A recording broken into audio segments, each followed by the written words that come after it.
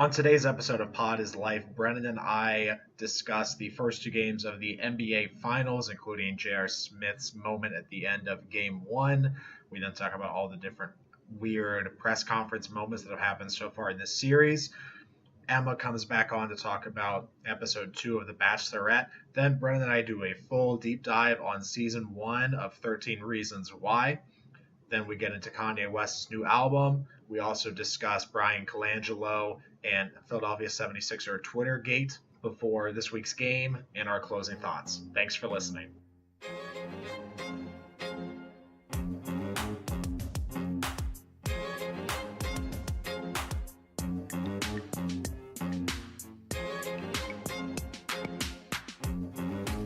Welcome to Pod is Life, the podcast that plants the entertainment flag on the sports universe. My name is Harry, and I'm joined by the man who puts Ye in Kanye, Brennan. Brennan, how are you? I'm going to do better if the Cavaliers get a win tonight in Game 3. Yeah, so we are recording this before Game 3, so it's going to be great when we both later predict who we think is going to win Game 3, and by the time this comes out, one of us will be right, and the other one will be wrong. Yeah, that's pretty much how it goes. That's exactly how it goes, and that'll be it. But Brett, a bunch of stuff to get to today. As always, we're going to start with the NBA Finals. The Warriors are up 2-0. After that, we're going to kick it to Emma's back for episode 2 of The Bachelorette, which had quite a few things happen, so make sure you stick around for that. And then, Brennan, you and I are actually going to break down 13 Reasons Why, Season 1.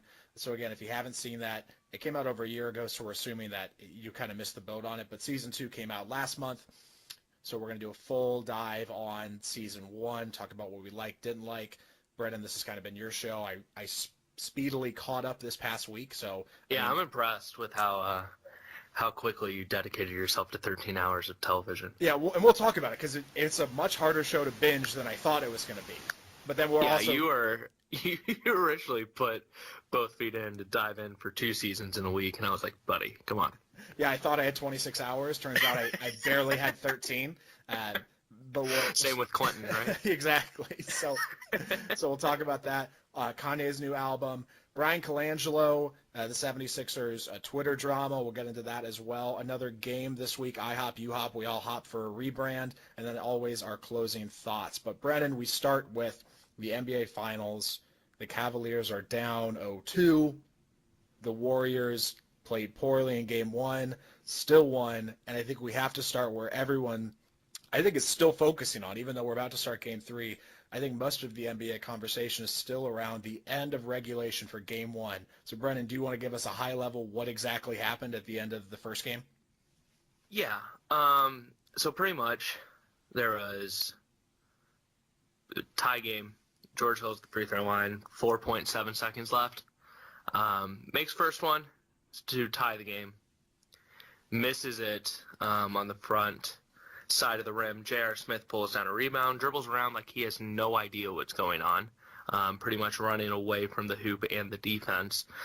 Assuming the way he was running around, looking like that he thought they were up a point and he was going to get fouled. Then kind of turns into he basically dribbled out the clock when LeBron was screaming at him, "What the hell are you doing?" Tries to pass it to George Hill, doesn't get a shot off in time. They go to overtime where the Warriors outscored the Cavs by 10. So what's really stuck out to me here is watching it in real time, you just couldn't believe it, what was happening. It's just the fact that it's not even getting past the JR part, because we'll get to that in a second, but the fact that somebody at an NBA Finals game, the peak of the sport, didn't have the situational awareness to know what was going on, so instead they get the rebound, and rather than put it back up, they thought they were ahead, and so they just decided to dribble out the clock, which ended up causing it to go to overtime when they had a chance to win, to steal a game on the road. So that's kind of part A. Part B, which I think makes it even better, is the JR part. And so if you don't follow the NBA, JR is the last person in the world. This isn't a hyperbole. He's the last person in the world who would ever not take or be afraid to take a shot anywhere on the court. Anywhere. He's the definition of shoot or shoot. Yeah, his light is green no matter where he is on the court. And so the idea that that's the player that has That the doesn't chance shoot the ball probably for the first time ever in his life. that we can go back. The first time that he doesn't shoot is the time that is most opportune for him to shoot. Just made this moment unbelievable, and you could tell kind of immediately afterwards that the air was out for Cleveland. The air was out of their balloon, and it just seemed like they were just devastated. They couldn't believe it would that had happened, and a lot of conversations have spun out of that. So, Brennan, a couple different things that I think are interesting. So, LeBron scored 51. Kevin Durant went 8 of 23 from the field. George Hill missed that second free throw shot, Which Draymond Green had a lane violation on. Sure, there's a lot of that's a fact. The NBA said that they missed it. The NBA last 2-minute report. So the NBA after games will publish a report that says here in the last 2 minutes, here's all the calls we got right or wrong, which makes no sense. Just baffling. Yeah, and I'll touch on this in my closing thoughts too. But just baffling why they would be like, by the way, here's everything we got wrong. Not that it changes anything, but right. But It's just I don't understand. What I think is interesting that is and the overturned charge block call, was just the complete wrong interpretation of being able to review that play.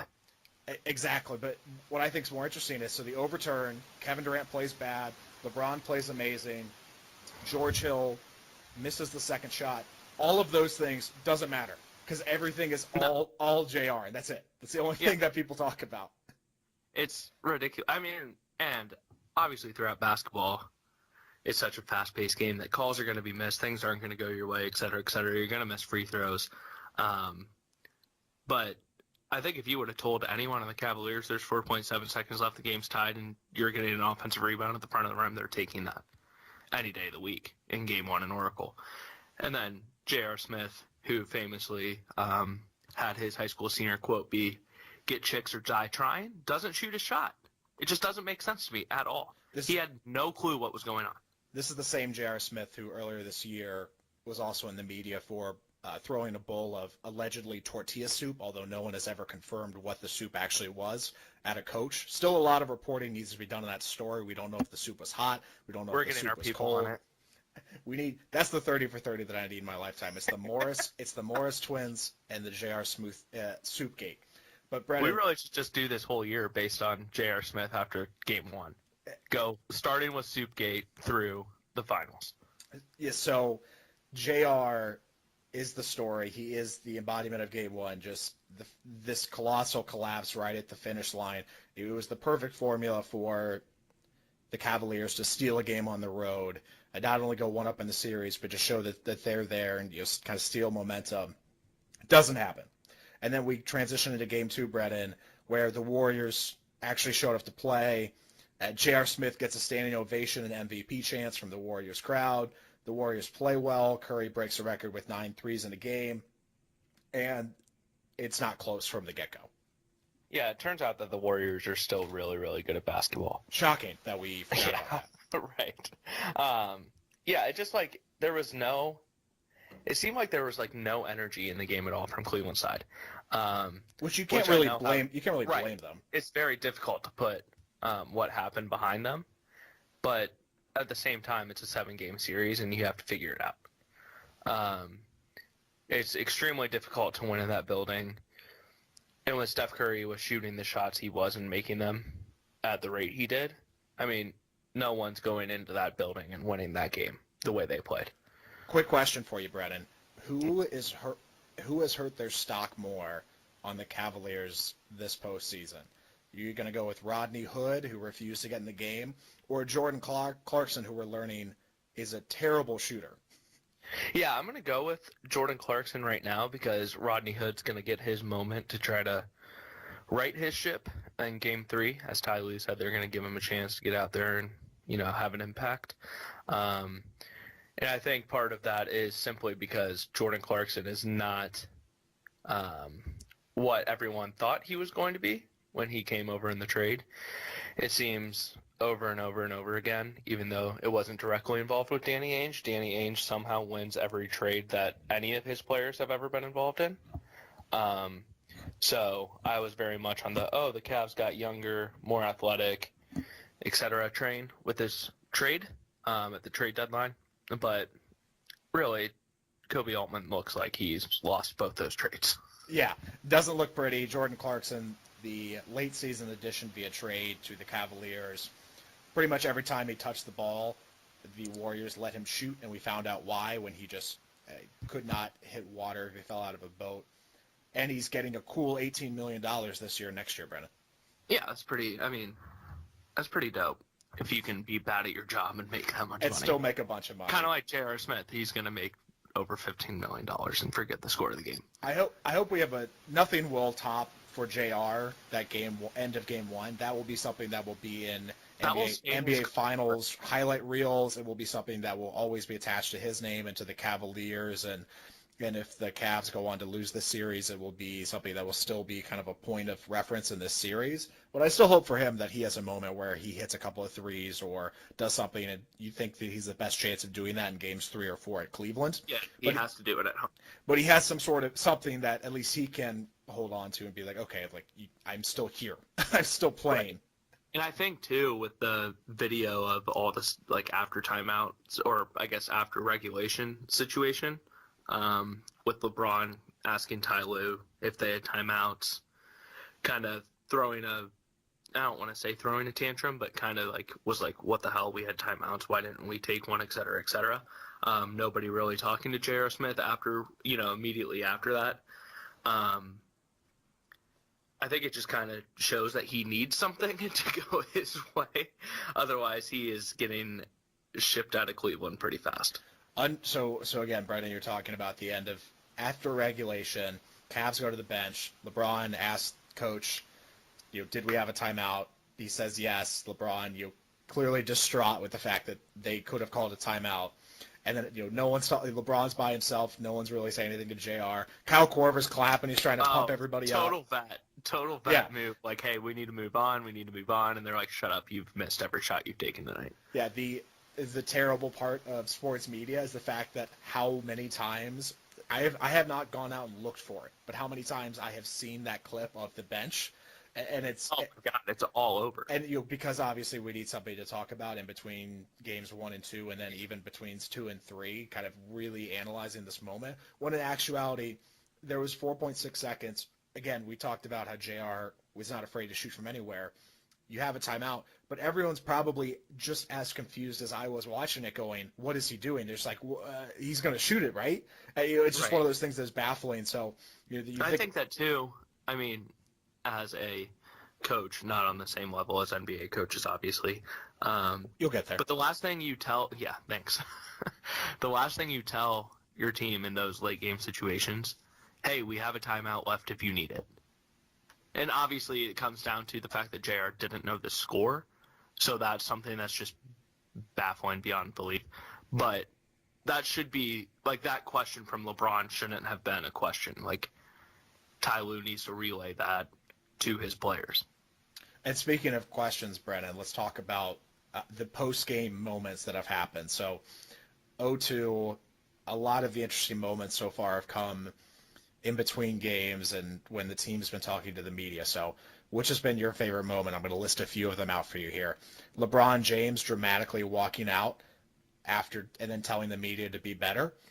That was after game 1 when he got asked several different times by the same reporter, several different ways, essentially, did JR know what the score was? And LeBron didn't throw his teammate under the bus. Instead, just dramatically walked out. Draymond Green's face in his press conference when he found out that J.R. Smith said that he knew the score. That was quite humorous. J.R. Smith's campaign to seem competent. J.R. Smith, for about 24 hours, was playing a little spin game of like, yeah, no, I mean, I knew the score. I knew what was going on, and just trying to spin that wheel a little bit before finally admitting that maybe he didn't know the game situation. Or Tristan Thompson leaving after being asked if he felt helpless trying to stop the Warriors. I guess first, I think LeBron probably made the right move, getting up and walking out, because you can't just sit there and, I mean, JR already feels like crap anyway. Like, why pile on? And now with the video coming out the way that it did, he definitely made the right decision there. The Tristan thing, I think, is one of my favorites too, because, like, you're a professional athlete. You're never going to say you feel helpless. A lot of these questions, I think, that reporters ask, obviously, are aimed at to have a response, kind of like I talked about last week with Ernie asking about the OKC series. But I just don't like Draymond Green, so I'm not going to touch on him at all. My favorite of these was definitely LeBron. If you didn't see it, LeBron was wearing a suit, but suit shorts for some reason. Fashion forward, baby. Well, also I think it's that they lost their last 3 games in the full suit, so at that point you have to switch. Oh, you got to make a change. You have to make a change. Sure. So they decided to go shorts with the suit.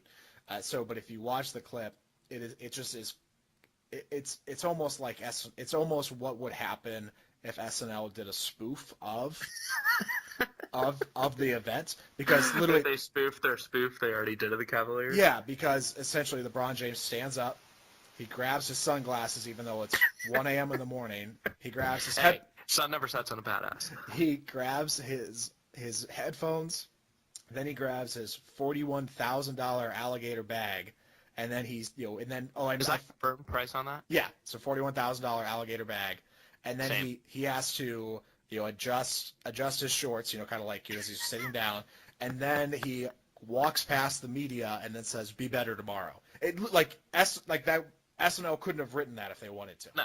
It was a magical moment. Yeah, I mean, that's definitely the best moment of the finals, probably, for the Cavaliers overall, no matter how the series goes. So again, we're recording this before Game 3. It'll come out after Game 3. Brennan, after Game 3, who's leading in the series? Who won Game 3? I'm going to say the Cavs get it together and win Game 3. They're coming home. Their role players play better. They kind of know what hole they've dug themselves in. I say they win by 7. Nice. Tonight. What's the spread? A close 7. I think the Warriors are favored 4.5. Mm-hmm. So the Warriors will not cover. Did you say a close 7? Yeah, it'll be close 7. It won't be one of those where it was like, they were up 12 and then they put the garbage guys in and they hit buckets. Like it'll be a close game and they kind of hit a shot with 2 minutes or a minute 30 left to put them up 7 where they can't really reach them anymore. It'll be like a 5-point game and then a late foul it'll makes be it right 7. around the spread. Yeah, okay. It'll be right around the spread. I'm glad you went with the Cavaliers so that I can go with the Golden State Warriors. I think the Golden State Warriors are clearly going to win Game 3. Just because. Are you calling a sweep? Yeah. The thing is, I want to, but I think there's a really good chance that the Cavaliers win Game 3 or 4, because I could see if they're down 3-0, I could see a possibility where LeBron in Game 4 plays 48 minutes and at some point physically carries Kyle Korver to the basket while Kyle's holding the ball. Like they have been the whole time. But I mean, not literally. Not figuratively, literally picks him up, running with Kyle Korver as Kyle Korver is protecting the ball and just knocking Draymond Green over. That's a situation that could happen in a desperate Game 4 LeBron mode. But I think the Warriors come out on top Game 3, just because they seem like they hit their stride in Game 2, and the only thing I think can stop them is themselves playing poorly or just not coming out on top. Yeah, I mean, again. I believe I said Warriors in 5 at the beginning, so I think Cleveland gets one of these, and then it's Dunzo for the Cavaliers, and then we get to focus on free agency. Denzel Washington. And speaking of Denzel, Brennan, we're on to our pop culture roundup. So again, our NBA Finals, Game 3 tonight. But pop culture never stops, Brennan. And so actually here at first, we're going to kick it to, we bring back our correspondent, Emma, to review episode 2 of The Bachelorette.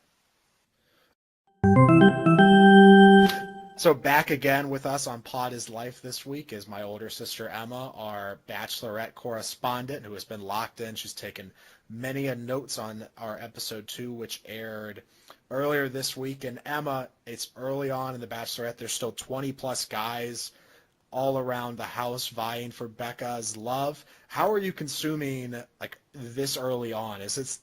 Are you at the point where you have some favorites you're rooting for? Are you just kind of rooting for Becca and some girl power, or are you just waiting for chaos to ensue? Well, Harry, I will tell you, I'm consuming this with quite a lot of wine. That is the best way to enjoy The Bachelorette. So I am rooting for Becca, but I'll say for someone that proclaims to be over their ex, she spends a lot of time talking about him. Like all of the dates this week were very focused on Ari, and not necessarily like him in the present, but getting rid of his memory. And like, you know, sometimes when you protest too much, maybe there's something there. So I'm a little worried that Becca's backsliding, but already so much drama. I said it last time, I'll say it again. I think the guys are way more dramatic than the girls' season are. All right, so Emma, like you mentioned, a lot to get to. There was some drama. There was a bunch of events kind of packed into this Power Hour episode. So where do you want to start? Do you want to start with the drama or the events? Well, I think to understand the drama, we need to understand the events that led to said drama. So it started off with her first date since Ari, which was a group date with 8 guys. And she really sold it as like this day of pampering. They showed up. They got to try on these tux rentals, which, fun fact, not a plug, but they're using the same black tux rentals that I'm using for my wedding, which is why I was a little bit horrified when the next thing they did was run through this obstacle course where they totally trashed the tuxes. Because trust me, not part of the contract. You got to turn those back in. But again, right, this was something that was very symbolic of like her time with Ari. They had to, you know, dunk themselves in ice water not to get cold feet and drag a ball and chain and catch the bouquet. And at the end of it, the winner got to like propose to her and get like a first kiss with Becca. And so that winner was Lincoln under some interesting circumstances, a lot of rumors going around the guys that maybe he jumped out of the ice bucket too fast, that he maybe like tugged on some sleeves to get ahead. So a little suspicion with that win. But hey, part of it, all's fair in love and war, Emma. well, that's what he would say. He was really digging it too. I mean, he was just really feeling that win to the point where Becca actually gave him a photo of themselves, you know, at the victory line, which he promptly shoved in everybody's face because that's always a way to make friends, right? The fastest way to do it, yes. Yeah. And so from there, the tension starts to rise a little bit. Some of the other guys aren't super excited about the fact that he's like shoving, you know, his victory down all of their throats. And it escalates to the point where he actually, the picture ends up getting broken. Connor, one of the other guys in the house, ends up throwing the photo into the pool in a very beautiful like toss that ends up like somehow shattering the glass. So couple immediate thoughts on this from my end. Absolute power move matched by an equally powerful move. On Lincoln's part, you win, you get a memento for that win, and you let everyone know. You just, to the point of this anger and this and this burst of rage from Connor, you let everyone know, hey, winner, winner, chicken dinner. And then Connor, to kind of see eye to eye with this, taking it and, like you mentioned, frisbee tossing it into infinity. Yeah. So I mean, respect to both sides for this. I was looking into this. I was like, wow, like well done on both sides. I mean, there's the best move that both players could play in their hand. Absolutely. And then I think, you know, actually Connor ends up kind of saving the day on this because there is a moment for Becca where she's like, that was dumb and childish. And he actually brings it back on the final night and brings a photo of Connor that he ends up breaking. So it's kind of, he has a full circle moment. Lincoln ends up kind of not coming away super great from this. My favorite quote was, he said, the picture is broken, therefore my heart is broken. It's a picture. Like, it was the first time you hung out with this girl. He needs to step back, in my opinion, like foot off the gas a little bit. Yeah, ease up a bit. I'll ask you when we get to it, because there's another quote from this episode. And I'm curious if that really is your favorite quote. The next one came from the cocktail party. So I'm going to set the scene for us here where Jordan may have made a little bit of an entrance. Oh, yes. Oh, that was great, too. So Jordan decides, even though it's cocktail attire, he is going to just put it all out there, ends up wearing what is a very, very tight, very revealing like underwear, and that's it, to the cocktail party, and just kind of struts around and struts his stuff.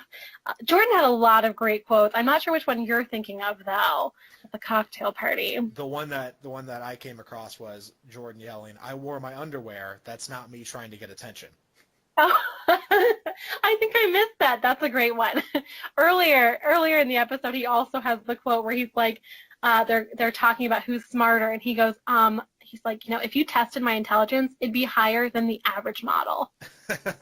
Which, not higher than somebody else, just, you know, the average model. He might be right. I mean, that might be be like being the world's tallest midget. It might mean a lot, but he could be correct. That could be a correct assertion. So yeah, so Jordan the model, who you alluded to last week and the week before, could be problematic in the house. Seemed that this was his first real moment to step on the scene and say, yes, I am going to be here, and cause a little bit of chaos. Another thing I thought was interesting about this, Emma, was the fact that the person that seemed to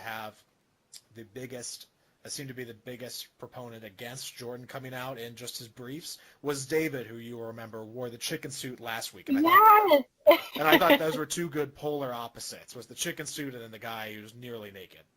Yes, I thought that was so funny that David is lecturing him how disrespectful it is, and I'm like, you're the one that showed up literally in a chicken costume. I mean, I'm a fan of David. I feel like I want him to continue to succeed, but that was maybe not the best person to call him out. So I was curious, though. So Jordan wrapped like a blanket around himself, but I'm like, if she gives him a rose, like, where are we pinning this? Because there's like not a lot of material on what he's wearing. So I think she just ended up handing it to him, and spoiler alert, Jordan does move on to the next week. But it caused a lot of logistical problems as well as caused some issues in the house when he decided to make that wardrobe move.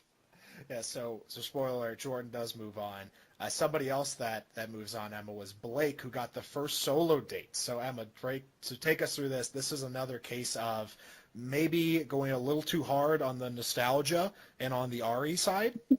And that's the perfect way to put that, too, because what they end up doing is they show up to this warehouse and proceed to smash all of the items that production has been able to find symbolizing Becca's time with Ari, including multiple TV screens that just show a continuous loop of him proposing, the couch where he broke up with her, a race car, and several other momentums from their dates. She's just started smashing with this guy, and it's her first date with him. Like, that's a golden rule. You don't talk about your ex a bunch on your first date. So anyway, I mean, I'm sure it's different for the Bachelorette, but it did look like a lot of fun, a good workout for sure, but it was hysterical because the other part of that, and Harry, you'll have to correct me here, was it Little John? It was Little John made his Bachelorette debut. Whole event. Yes. He was the one that was DJing and putting the soundtrack behind all the smashing that was going on. But Blake came across well. I think they had a great date, a good kiss after that. So he secured a rose for himself, and will be moving on to next week as well. Yeah, I completely agree. Way too over the top for especially not just the first date with Blake, but the first solo date overall, to just go so heavy on the, hey, remember when Ari broke my heart? And I think there's something here where, if you had just said it was smashing and breaking things and Little John was DJing, I'd be all in. I'd say that sounds awesome. That sounds like a ton of fun. When everything is Ari related and you're playing things on loops on TVs, and there's couches that are supposed to be maybe the couch that represent the couch that she got broken up with on, and things like that. Just a couple steps too far for me. Absolutely. And the other thing I think is funny too, though I've not investigated this a lot, is I guess Ari is very upset with how he's been portrayed this season, and maybe rightfully so, but he's come out and said, the show doesn't support him, they're villainizing him. How much of that is true? How much of that he actually just villainized himself? I think that's a fair question to ask, but you gotta wonder, what is he thinking as he's watching literally them just smash his face and smash all these items that remind her of them? Yeah, the age-old adage is any press is good press, but this episode in particular seemed like more bad press for Ari, if anything. Yes, absolutely. So, Emma, then the next event throughout this episode there was a big game of dodgeball. Some kids were involved, and my favorite part of this, I'm curious what yours was, but my favorite part is the fact that we have several former athletes, and none of them won what you would consider a game that they were predisposed to win. Oh, yeah. Yeah, Leo, with the beautiful hair, was the standout star, and he is not one of the many former football players, I think, that was on that date. So that was pretty funny. And again, that whole premise for that was, she dodged a bullet with Ari, so that's why they're doing dodgeball, which I thought was kind of thin, but, I was upset no one had the quote, if you can dodge a wrench, you can dodge a ball. I was really waiting for that to kind of make its way in there, but the best was that ended up with a big showdown, in front of this audience with all these teams, and it was narrated by Chris Harrison and Fred Wills. So, well, who was like the dad, who was the grandpa in Modern Family. I mean, Yeah. has been in so many films. It's just awesome. So the fact they have a big name like him coming in to do that, it was great. At the end of the game, they talk about the winning team, and Fred's like, are there any? I don't see any losers. And Chris Harrison goes, oh, I do. There's a lot of them. I love the idea that Chris Harris, his entire career is tied to this franchise, and he's just all in. Oh, yeah. This is it. This is his career as the Bachelor and Bachelorette, and he's going to ride this ship into the sunset. You don't think that he's trying to pull a Michael Strahan and eventually be like, you know what, I've done this for a couple of years. It's time to move into more hard-hitting news. I could see maybe him trying to make that jump, but I don't know how that works once he's been the guy that's like had many people, men and women, cry on his shoulder for so long. I think the second anything opens up anywhere at ABC, he is calling and texting his agent immediately every single time. And his agent just doesn't get back to him for 24 hours and goes, oh, hey, sorry, they already have a bunch of guys lined up. They were like, I was on vacation, I'm sorry. Yeah, so sorry I couldn't get back to you, Chris. Emma, our last note for this episode was Colton, who, again, you correctly pointed out, it could be a potential bad boy. We found out this episode that he was dating a former contestant he was dating a contestant on the last season of The Bachelor, Tia, which is weird because statistically, if you think about the very small sample of people that are on The Bachelor or The Bachelorette dating each other, out of all the people in the entire world, that's incredibly significant in terms of that just doesn't happen by chance. So many red flags. How did you take this news? So, like I said, I kind of called this earlier. He seemed like a bad boy, and I'm sorry to say that I was right. But what's funny about this, so not only did he used to date Tita, he also used to date Allie, oh my gosh, Allie Ranson. She was like one of the Olympic medalists. Allie Raisman. Allie Raisman, thank you. And so I almost wonder, to me, that's like a pattern, right? And they don't live close to each other, so I'm kind of like, is he here for the right reasons?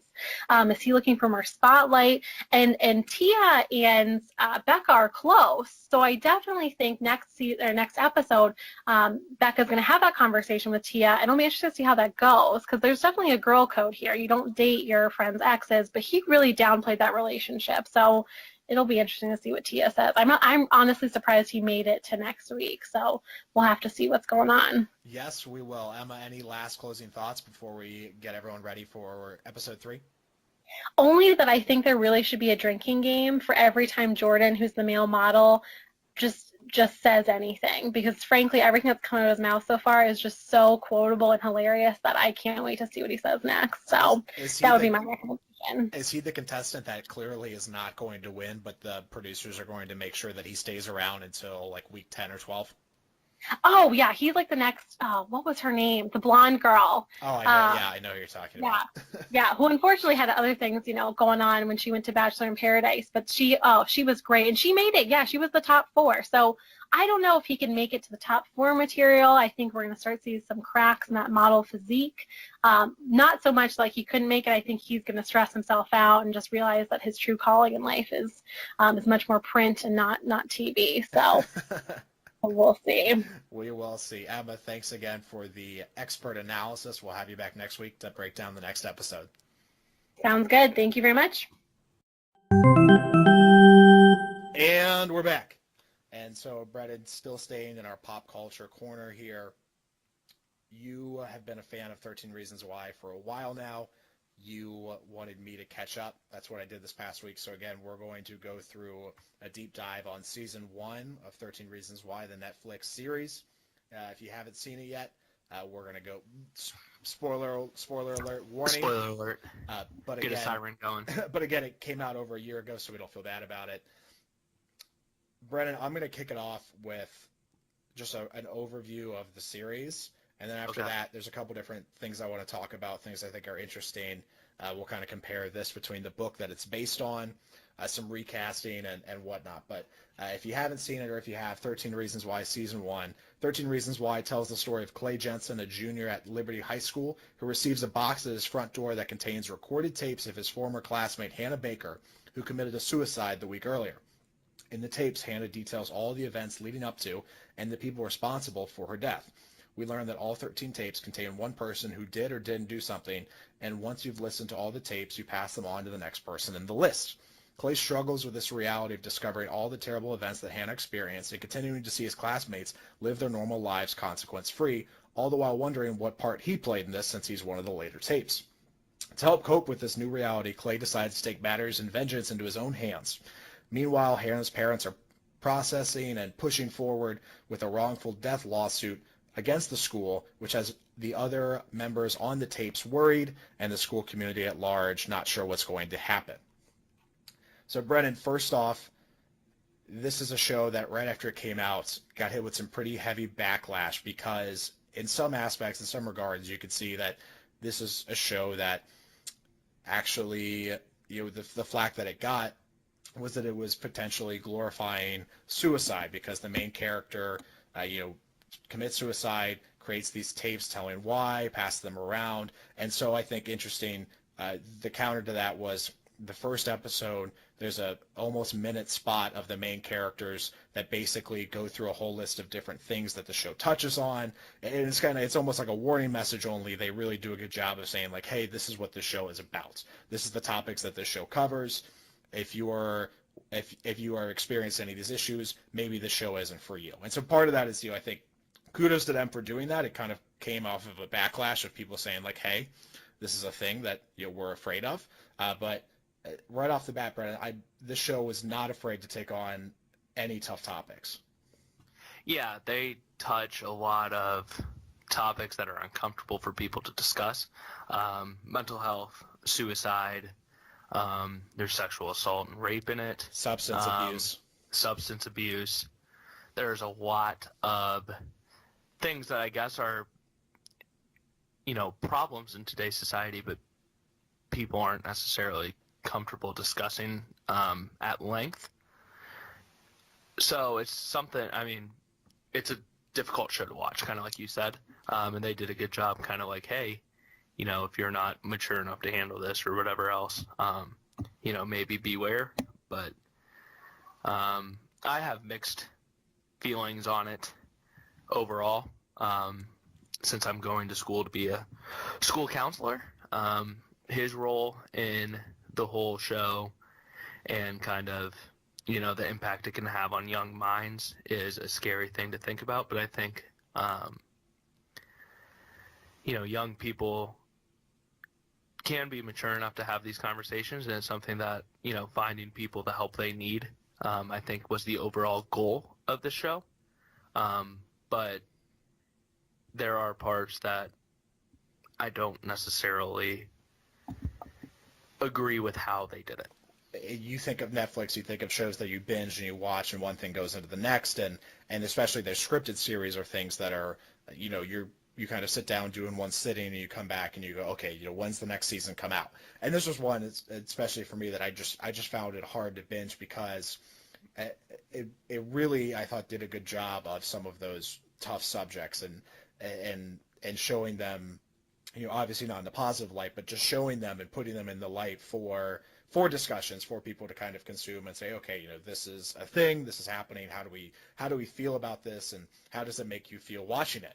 And like you mentioned, there's some parts are just harder to watch than others because you're just watching it, and this is how I consume a lot of media. Is I'm always like, oh no, like I'm always on the edge of my seat, and so this is a show that's terrible for that because the entire time I'm like, what is everyone doing? Yeah.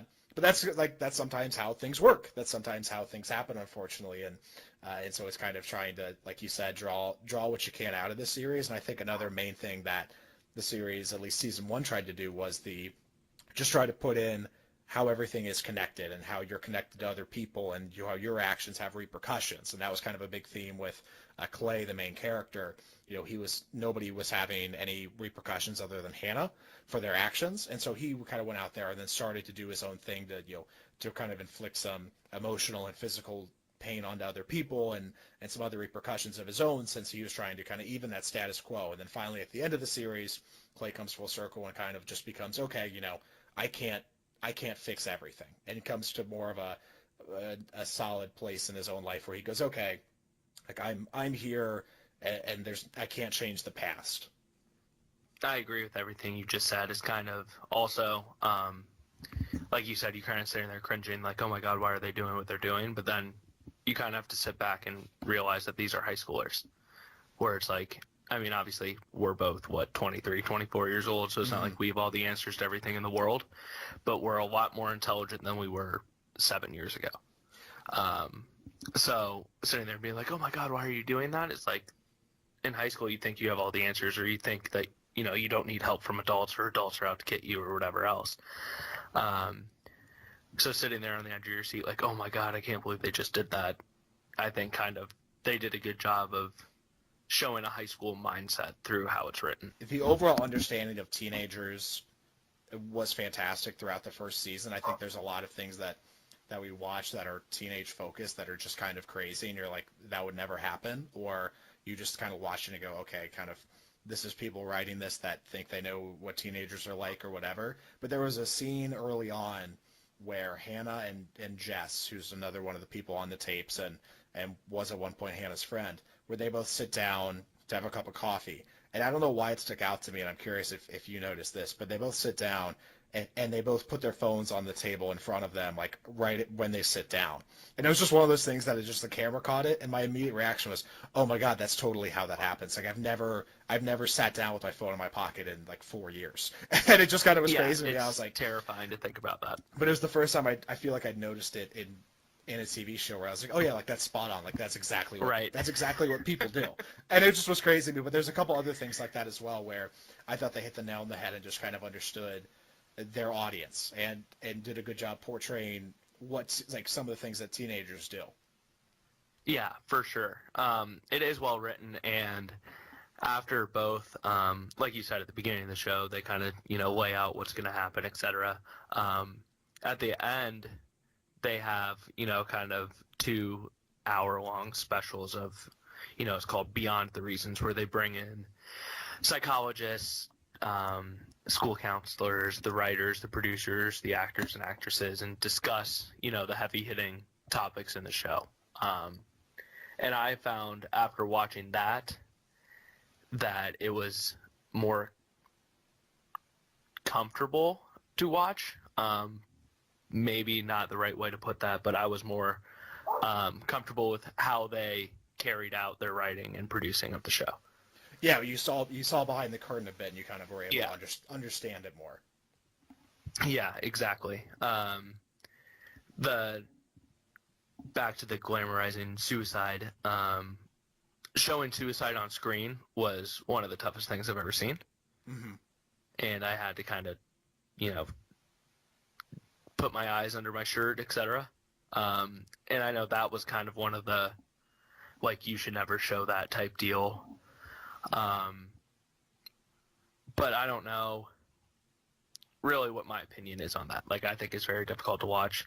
I don't know if that would deter someone who is contemplating suicide to commit suicide, like seeing someone actually carry it out. Mm-hmm. But that's one of those tough-hitting subjects that people don't really want to discuss. So showing it, I guess, gets that conversation going, and whether it goes in a positive or negative direction based on your viewpoint, at least people are talking about it. Yeah, and I think that was kind of my understanding of some of their response to the backlash and feedback was that they wanted to shed a light on some of these issues, and the way to do that wasn't to not have that scene with Hannah taking her own life. It was to be like, okay, we're going to do this, we're going to do this, we're going to show this. Yeah, I think that they made the decision and stuck to their guns, which, kudos to them for that. So, Brennan, we both really liked a lot of aspects of the show. Can we do a little nitpicking? Can we pick a little nits? Okay, so I want to start. Well, when you watch season 2, I think you'll have more nitpicking. And I think not that it's. I think it was well done, but like the more I sit and watch, this series, the bigger and bigger the knot in my stomach gets, and that might be the fact that I started school for school counseling, mm-hmm. Where I'm thinking to myself like, oh my God, if this ever happens to me, I hope I have the training, etc. But yes, we can nitpick. Yeah, so I'll start the nitpick and we can kind of bounce back and forth. The biggest thing to me, so again, this takes place in a high school, in a high school environment, the entire show and premise. Couple quick notes here. A lot of the main characters are jocks, but we only see them playing one sport, basketball. My theory is that they wanted it to be football, but they didn't have the budget, or they didn't want to They didn't want to have the basketball scenes. It was going to be way more complicated to turn those into football scenes. But I digress. Yeah. The fact that Spoiler alert, they do baseball in season 2. the fact that we're supposed to believe that this basketball team won a state championship last year There's no way. is absurd. Absolutely absurd. So Zach is, again, one of the characters that is on one of the tapes. His was like kind of more out there. There was a anonymous spot for people to put in compliments for other classmates in one of the classrooms. First off, that never happens in any classroom in high school. There's no way that people are like, hey, you can write anonymous notes about people and put them in here, because that's just Twitter. There's like apps for that now. But he was taking Hannah's notes out so that she didn't get any compliments. But this Zach guy is supposed to be being recruited by, they mentioned, Arizona and UCLA. And the guy, Get the tapes out, FBI. Sean Miller's calling Zach. his jump shot is broken. And there's clearly a scene where he has in the basketball game that they show, he has 2 steals in a row, which very clearly are like they didn't know how to do it, and so he just ends up like just grabbing the ball from the point guard. Who looks like he's like 5, and so he does 2. So he has 2. If they won state, he definitely is. So he had 2 layups, and then the third one that he comes streaming down the court. They very clearly like pan the camera up so you can't see him jump, and then he dunks it because obviously he can't dunk in real life. Yeah, I mean, that's one of my biggest nitpicks on a lot of movies that aren't necessarily about sports but have a sport aspect. Like, you have to make it look better than you do. Yeah, their basketball team just looked awful. They were good. They were not good. Unless you're telling me that their senior class the year before was, maybe they were loaded. Yeah, was Simmons and just some other D1 prospects. There's no way that this team won state the year before or has a shot at repeating this year. Oh, yeah, no way. Building off of the jock crowd, I gotta know, how do you feel about Jeff's death? Terrible. So Jeff is in the show. Jeff is kind of supposed to be like the middle of the road character. Like doesn't have the academics, but he has the social life, and he's a really like genuinely good guy. And he's like one of the only kid. And like that's his role in the show, is to be this nice guy and to kind of have his life together. His entire role of the show, he basically trades tutoring lessons from Clay for him to bring Clay to parties and to be like, hey, this is like, you need to go ask Hannah out, you need to go ask her to dance. And so he's just like a great character. And then what ends up happening is he does a beer run. He does a beer run in one of the episodes for one of the parties. He had like 2 drinks 2 hours before. Earlier in the night, somebody else knocked down a stop sign. Because that stop sign was down, Jeff gets into an accident and passes away. And so, but everyone, because he had alcohol in his system, assumes it was a drunk driving incident. But essentially, like early on in the show, they say that 2 classmates died in like a 2-week stretch. And I just kind of thought nothing of it. And then like about 3/4 of the way through the season, they mentioned that Jeff passes away, and I was just crushed. I was because Jeff was such a good character. He's such a great character. In my notes, again and again, like I thought they used him really well. They didn't hit you over the head with it, but it was very clear that he was the one that kept pushing Clay, and they kind of nurtured that relationship so that when it was broken, it kind of that clearly affected Clay and Clay's relationship with Hannah. But all of my notes about Jeff all are I love Jeff. Yeah. And I think that builds off of, half the cast is very easy to enjoy when they're on screen, and the other half I'm like, you might be too smart to be in high school. Yeah, I thought casting wise, and not even really casting, but the way they wrote these characters, about half of them are perfect. You can see it, you could plop them in any high school movie, and you go, okay, great, like they're totally there. And the other half were just too smart, just too clever, and very clearly, they had all of these great lines written for them. Or there was a scene early on where to get a guy's number, Hannah jumps on the bus, and the guy's like, oh, well, let me give you a ride home. And she's like, no, like I'm riding the bus. And so he gets out of the car with his buddies, follows her onto the bus. she's sitting there and she gives him his number, and then it's Just absolute gameplay by him. yeah, and then as the bus is about to take off, she's like, "Oh wait, I forgot something." He's like, "Okay," and then she gets off the bus, and he's like, "What are you doing?" And she's like, "Oh, I don't ride the bus," and he's like, "Oh," and so then like she kind of. It was a humorous and clever situation. No 16-year-olds are coming up with that. Like, you're just giving them your number. Yeah, absolutely. Or they're DMing you on Twitter or Instagram. Yeah, and so another nit of mine, in the second episode, that same character that they exchanged numbers, Justin, who he has 2 tapes. He's comes from a very troubled home, and he's kind of has an interesting character arc of his own. But Justin calls Hannah. And this is, again, right after they met, right after they exchanged numbers. Hannah's mom takes her cell phone and answers the call. That mother-daughter relationship never recovers. Oh, it's broken. Never recovers. It's absolutely broken. But, you're new to the school. You've met a guy. You've exchanged numbers. He calls, and the first person that answers is your mother being like, "Hey, my daughter has to do homework." That never recovers. Oh, I could never get by that. Anytime there was a scene with the mom and Hannah, I was like, that's it. They're still mad at each other.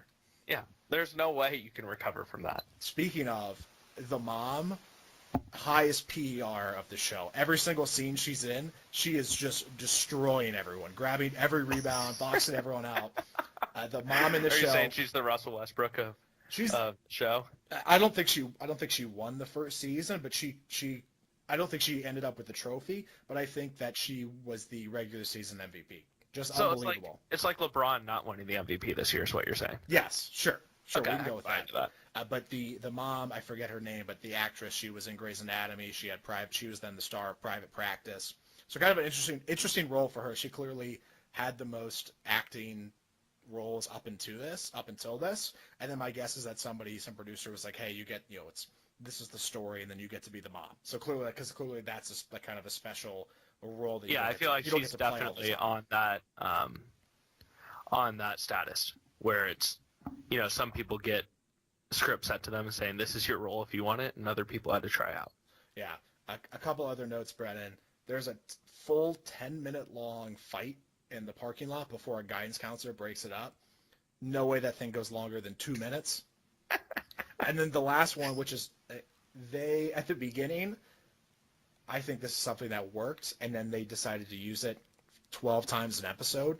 A frequent thing that they would do on the show is they would show a scene. Clay would arrive at a location. It would pan, and then it would go back in time to when Hannah was at this location. And so Hannah would do whatever and kind of talk about what was going on, and then Clay would be in the scene with Hannah in the past, Clay in the present, and then Hannah would fade away, kind of nailing you and kind of hitting you in the head that, hey, she's gone. Yeah. Interesting idea. They did it 5,000 times in 13 episodes. So it was a little overkill. They needed another way to hit that same point home without doing that same tactic. And I'm not sure what those other ways would have been, but they really needed to be like, hey, we've done this same transition 40 times. And then some guy's like, no, we got to do it one more. I'm not sure they get it yet. It's episode 12.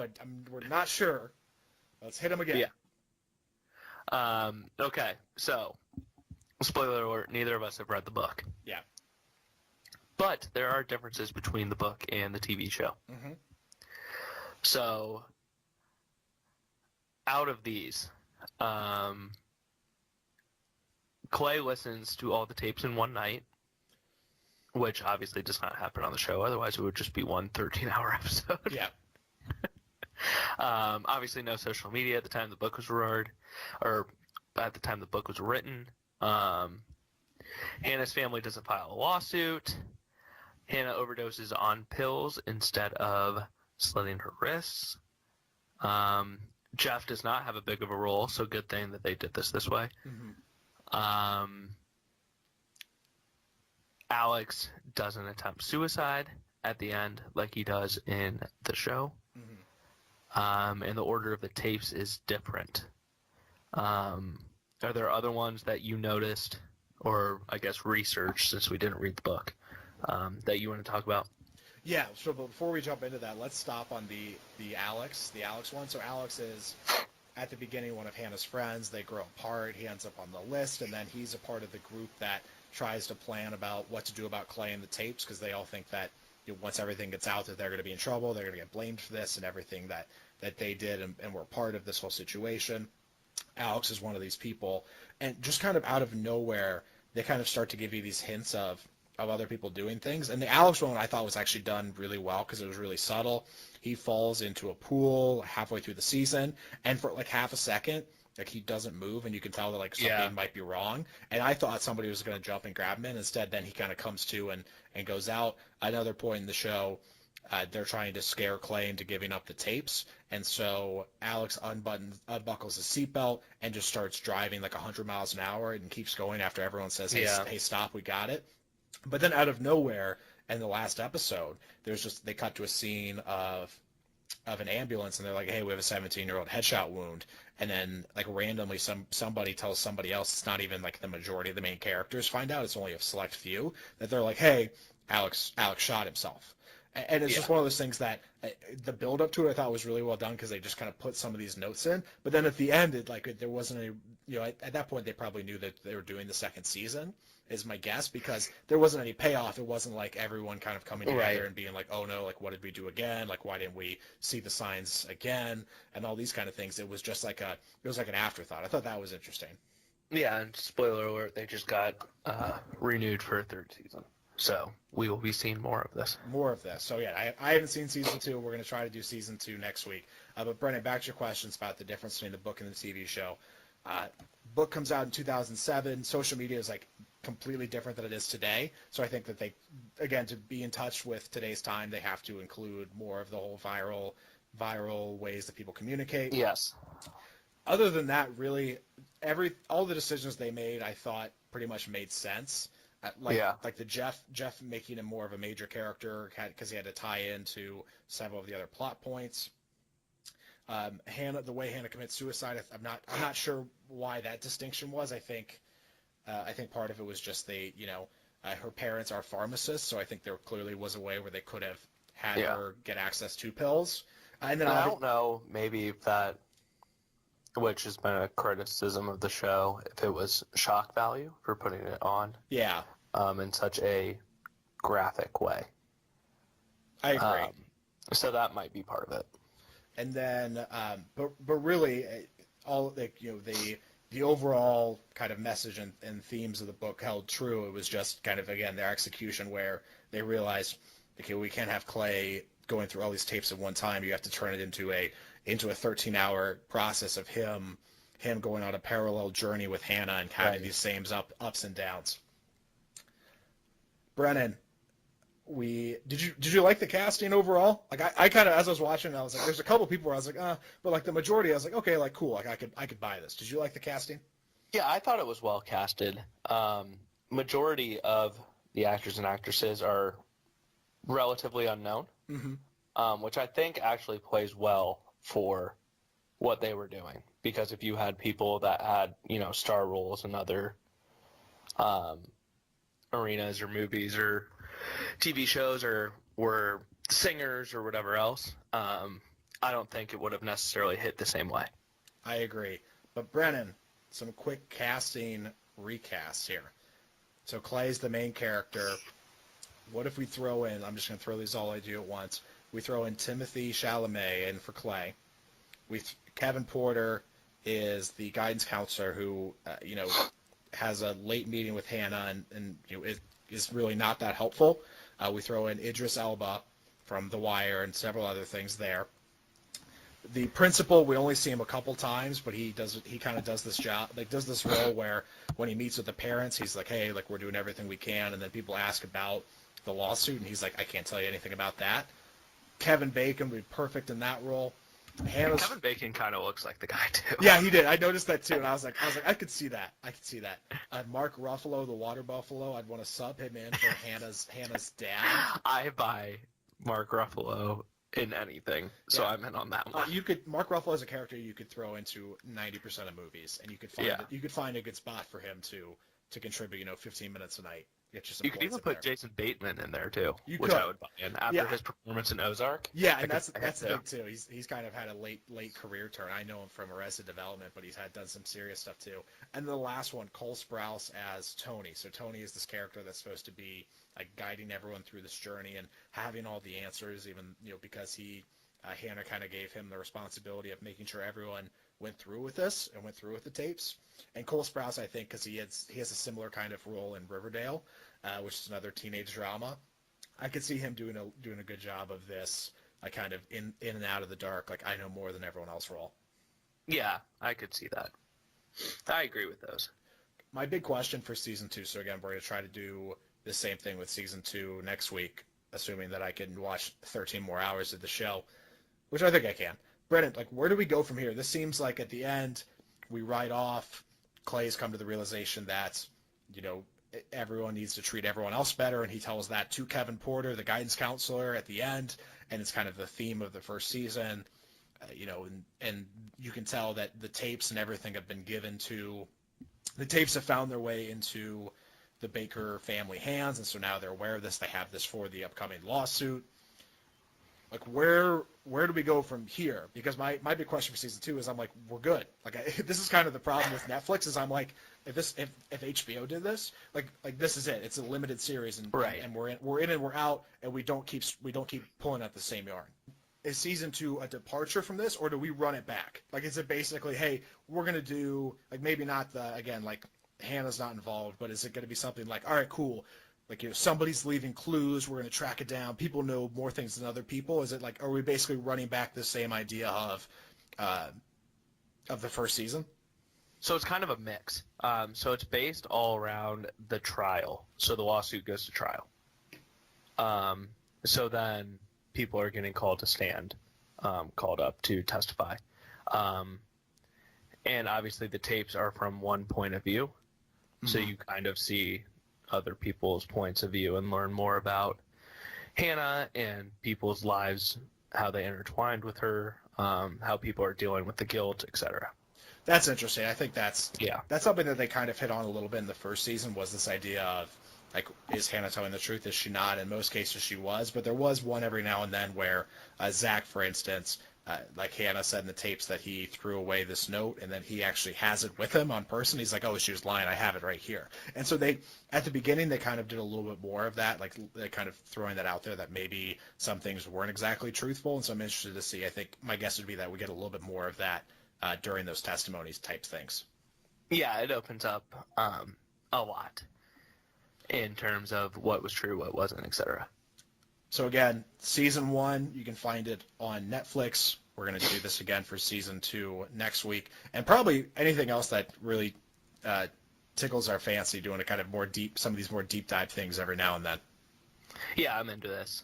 Hopefully you guys are too. If not, who cares? It's our show. But what we maybe are or aren't into, Brennan, Kanye's new album. How do we feel? If you aren't into Kanye's album, I don't want to talk to you. That's going to make it an interesting podcast, Brennan. Should we just shut it off here? Right now, this is it. Cuts off right next week. Now. No, so... Right, wait, hold on, right now. Now. So, first question, why was the release party in Wyoming? Is that where he took the picture? Yeah, so the album... The album cover's in Wyoming. The album cover, Kanye takes a picture on his iPhone, and I forget what actually is written on the actual cover, because there's been... it says, I hate being bipolar. It's awesome. Yeah, it's because there's been so many memes of that I forgot what actually was written on there. So the release party's in Wyoming. Brennan, is 7 songs considered an album? This was like Kanye, and I was expecting Life of Pablo, and I got 7 songs, which were okay. But I'm curious what you think. In my opinion, I was like, cool, it's a Kanye album. It's still appointment listening, because he is such a genius, and I just love so many Kanye things in the past. But for me, I sat through, I listened to this, I'm like, okay. And there wasn't, like, after listening through it once, there wasn't a song that I was like, oh, I need to listen to that again. Or any songs that I said, okay, I have to add that to this playlist or that playlist. Like, it's an album I consumed and then kind of kept going, which is not how I normally consume Kanye albums. Yeah, I'm not going to sit here and lie and say that this is full of bangers that you're going to hear at the bar, or you're going to hear out when you're, day drinking, or you're going to blast through your speakers in your car and people are going to get pumped up that you're hearing it. I think this album was very artistically created. It touches, it really, I mean, the whole cover of the album saying, I hate being bipolar, it's awesome. It kind of surrounds that whole idea that he was diagnosed with mental illness at 39 years old. Yeah. The first song on the album is titled I Thought About Killing You. Like, not a normal Kanye, not like famous, not, Jesus Walks, not whatever else. Fill in the blank of a Kanye banger. But the album overall, I think it touches on, his journey with that and how, I think as he's progressed as an artist, he's gone from, making bangers to now he's writing about stuff that I found the album very interesting to listen to. Yeah, I thought it was interesting. It's just like you mentioned. It kind of was in that weird category for me where I was like, okay, cool. I checked that box off for me. I'm caught up on my music must-haves, and now right. I think it's so different than what rap is being put out now, where like I don't listen to like 6ix9ine or Lil Yachty or all these those types of rappers, but I mean it's the same thing that he did in College Dropout and late registration. He made it okay for like hip hop artists to talk about real life issues. And I think he's kind of made a full circle back into that, where 808s was, extremely emotional, lyrical album. But then, changed production value in terms of how it influenced like The Weeknd, Young Thug, and Future, and Drake to be as emotional as he is in his songs. So I think that this is like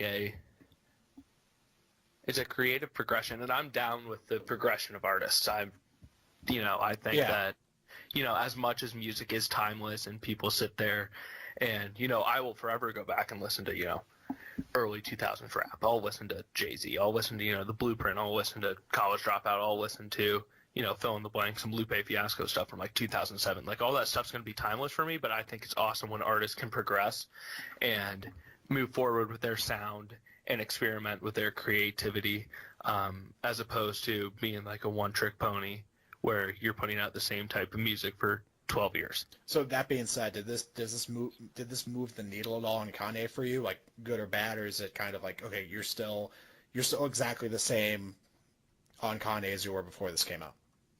I'd say I'm the same, but I was also extremely high on Kanye, so it's like very difficult for me to get much higher on Kanye. Harder for it to go up, I understand. Right, yeah. So I was already all in on his progression, and pretty much kind of like what you said, where it's like when he releases something, it's a stop and I must listen. Like I've listened through the album probably 4 or 5 times by now. Gotcha. And the more I do it, the more I like it, and I want to get on and read the lyrics as I go on. But I think this is one of those albums that you have to listen to more than once to really, catch everything that's going on. I think that's fair. And that might be why it's only 7 songs too. Yeah. I think part of the reason that there's only 7 songs is I heard earlier this week that the way that payment gets calculated by all these streaming companies is a certain number of streams equals an album listen, and then like that then translates to whatever your percentage is for, you get paid per album stream, kind of like your songs jump up to albums, and so it's better numbers. So the 2 train of thoughts were, there was the Migos track, which is the 27 songs, and so because then as you stream the whole album, like by the time you get to the end of it, that may be that might be 2 hours, 2 or 3, and then the other side is Kanye, who went the opposite way and said, okay, what if we just do 7? So like you're just going to rapid fire go through all of them again, and we're going to get our numbers that way. So I think that's kind of interesting too, is there's the 2 different paths that lead to the same goal of making sure you make your money off streaming. Yeah, and I think that's something I didn't know, so you educated me on that. And I think that'll probably be something that influences how music continues to be changed and how it's released. Yeah, and I think part of it too is just the fact that you can go in, you can do your 3, the way the cycle works now is you can go in and you can release like singles every couple of months if you want, or you can do it like every other week, and you could release, before it was you would release a 20-track album once every 2 years, and now you can honestly do like 10 every 6 months if you wanted to. Right. Right. And I mean, music's going to change how it gets released and everything else. Even 5 years from now will be completely different than what it is now. Kind of like what we have seen in people's use of Twitter, how it has changed from people saying, "Oh, I'm sitting outside in the backyard with my dog," to Brian Colangelo having 5 burner accounts to basically just rip his whole team. Yeah. So jumping back into sports. Brian, and pop culture. It's a nice little intersection here for us, our sweet spot. Brian Colangelo is looking out for the pod. Brian Colangelo is the president of basketball operations for the 76ers. Immediately after we finished recording last week, the news broke that... Just the absolute worst timing for us. Worst timing.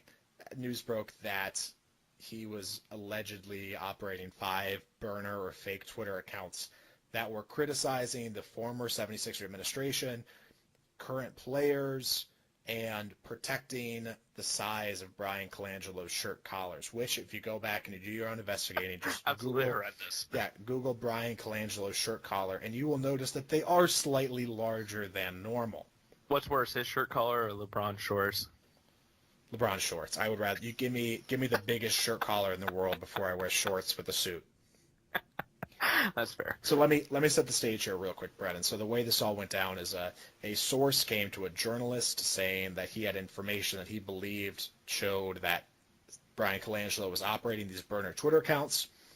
The journalist then, he's written for a bunch of different organizations. He went to The Ringer, our favorite boy, Bill Simmons, where they continued to investigate this issue.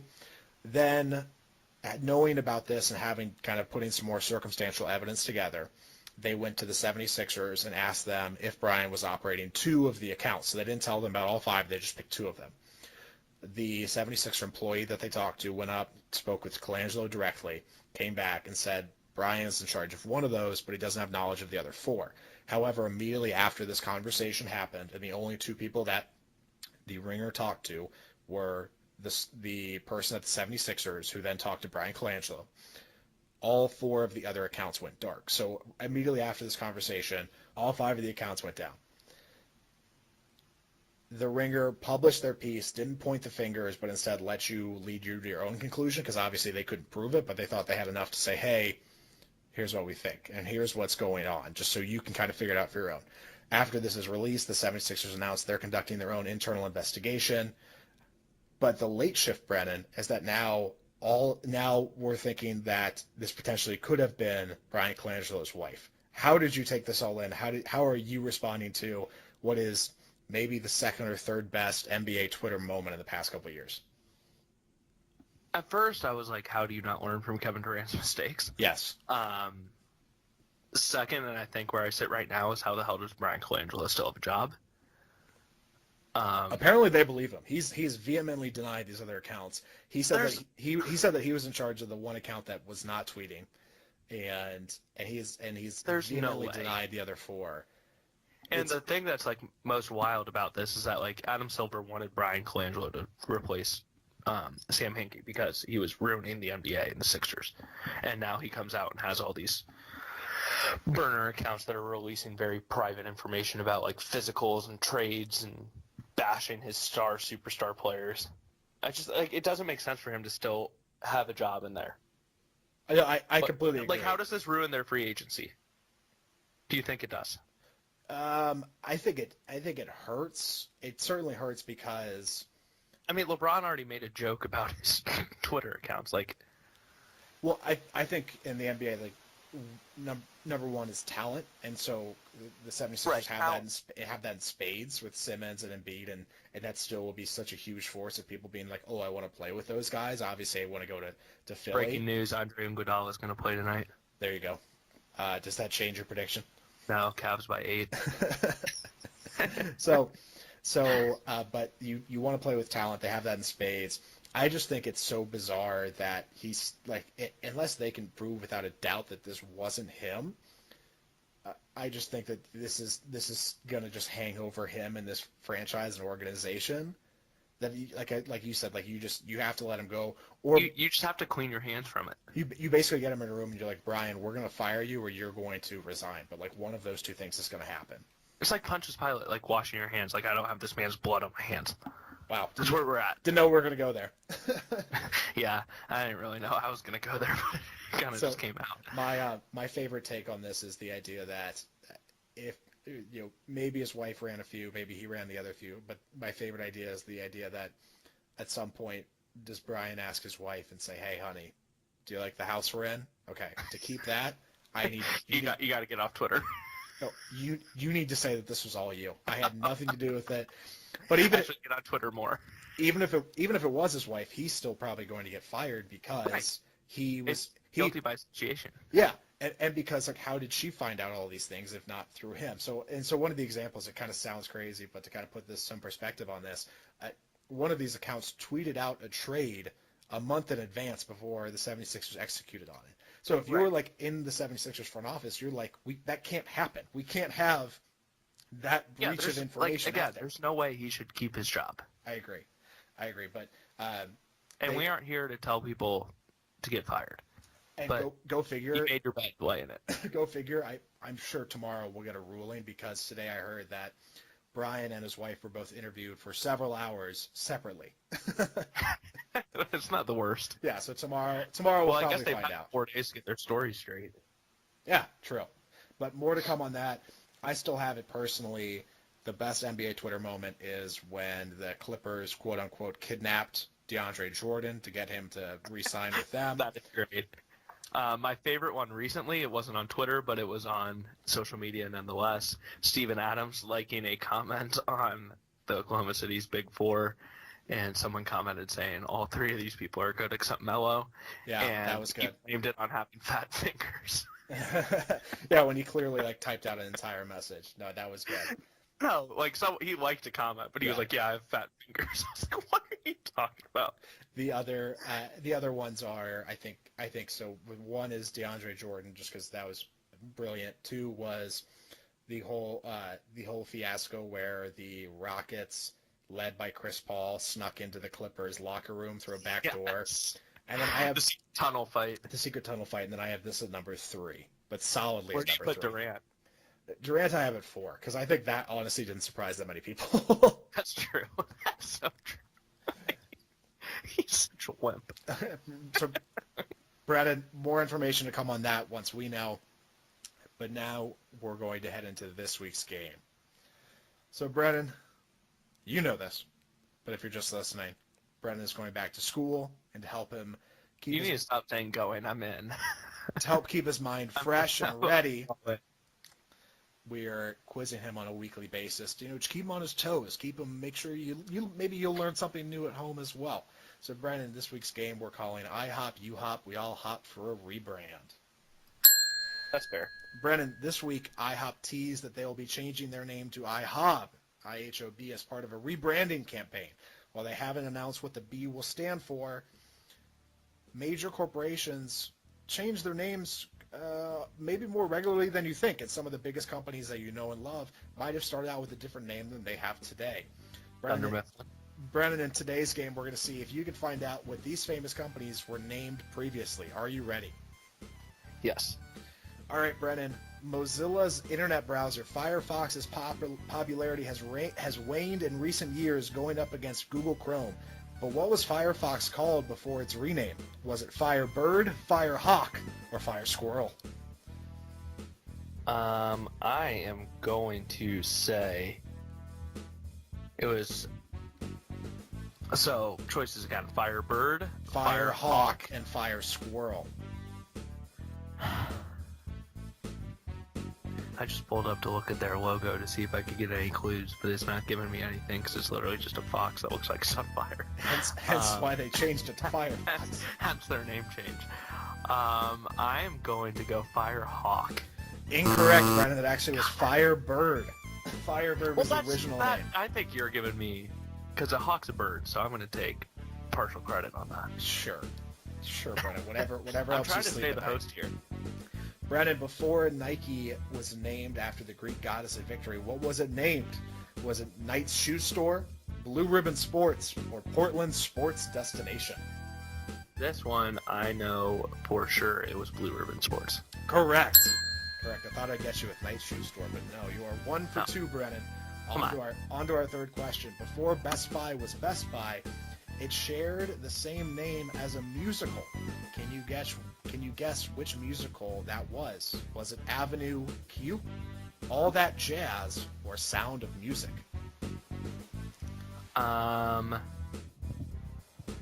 Based on the fact that I think Best Buy might be the only place that is still selling CDs, or they just came out saying they're probably going to stop selling CDs, I'm going to say it was Sound of Music. Correct, Brennan. 2 for 3, and on to our fourth question. Before Yahoo was Yahoo, it was named after one of its founders. What was its name? Was it Jerry's Guide to the World Wide Web, Harry's Guide to the World Wide Web, or Larry's Guide to the World Wide Web? Is this a Parks and Rec reference? It might be. I haven't seen Parks and Rec. Oh my god, that joke would have been so much funnier if you had. So the pretend it listeners was. out there will get it. That's another one to add to your list. I tell you what, you watch Parks and Rec, I'll watch Arrested Development. That's fair. I would do that for you. Okay, that's a good trade. I want to say selfishly it was Harry's, just because you would want to make yourself the star of the show. But I am going to go with Jerry's. Correct, Brennan. Correct. It was Jerry's Guide to the World Wide Web. Probably smart that they went with Yahoo. Yes, very smart. And staying in the same search engine family, Brennan, you're 4 for 5 on to your fifth question. 3.5 out of 5. I got partial credit. Today, when you want to know something, you just say, all right, let's just Google it. But the previous company name wasn't as catchy. What was Google's name before? Was it massage, back rub, or relaxation?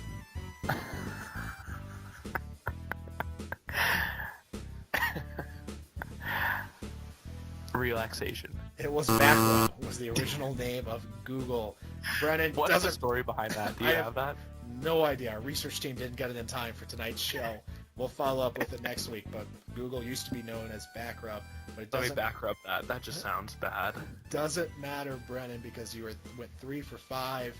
Congratulations, you've won this week's game. You get to stay on as host for next week. I appreciate that. And Brennan, it is now time for our closing thoughts for the week. You go first this time. We'll switch it up. Okay. So, as we discussed at the top of the show, NBA referees have not been great in the NBA Finals. We discussed the last 2-minute report, and how basically they just come out and say, hey, we screwed all this up, but nothing really changes. So, with all that in mind, the NBA referees have a Twitter account. Surprisingly, not a burner account. It's called Official NBA Refs, and they have tweeted out that they will be live tweeting during Game 3 tonight. This is possibly the worst idea of all time. Pretty bad. It's easily the worst idea of all time. You're either going to have them explaining calls, like why they called what they did, which I think would be the best route to go, saying this is what the referee saw there, blah, blah, blah, and kind of try to explain the calls and lessen the blow of really horrendous calls. Or it's going to be the opposite, where everyone's just attacking this Twitter account all night, which I think is still going to happen either way.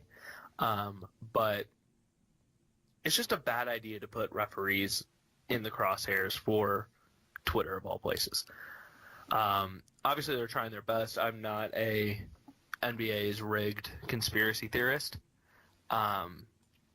Basketball is a very difficult game to officiate. I do think at the highest stage they should have better officials, and it should be called more consistently. I think that's my biggest gripe with NBA referees, is that half the time I don't know what is and isn't a foul when guys are getting held every possession. But putting them on Twitter is just a terrible idea. You're going to have the people that are still betting on the game. If it doesn't get covered, coming at them. You're going to have Cleveland fans, if they lose, coming at them saying, you've robbed us of 2 games now. You're going to have Golden State fans being like, oh, you're finally – which really Golden State fans shouldn't have any gripes with the referees ever. But saying like, oh, you're, trying to get Cleveland back in the series because the NBA needs this to go to 7 games for money and revenue purposes. It's just a bad idea all around. I'm all for transparency. I'm all for authenticity. But I think first we just need people to be competent in that position, and putting this on the internet, on Twitter, is just not going to go well, in my opinion. Forgot I was closing monologues and not closing thoughts. Jesus. I just kept going. I was expecting you to cut me off. No, it's a relationship we have, man. I let you fly. There was a lot I had to get out. Yeah, I felt it. Brett and mine, I'll keep it short. John Wick 3 announced this week that the LA Clippers center Boban Marjanovic will be added to the cast. He will play an assassin. He is 7'4", and he has the biggest hands in the NBA, and I am all in on this. Is he going to be like Ivan Drago of Rocky? Pretty much. Just massive human. Yeah, I'm hoping that Kind of looks like Andre the Giant. I'm hoping they do a scene where he tries to suffocate Keanu Reeves with his massive hand to just show like, wow, he has enormous hands. But we'll have to wait and see. And Brennan, next time that we're on, the finals might be over, but we don't know just yet. It's Game 5 scheduled. I have no idea, but it might be over. If it's Sunday, then we're screwed. It might be right on cue for us. Well, either way, you'll hear from us again soon. Thanks for listening as always. Brennan, good job by you. Always appreciate it, buddy. Caps and 7. Caps and 7.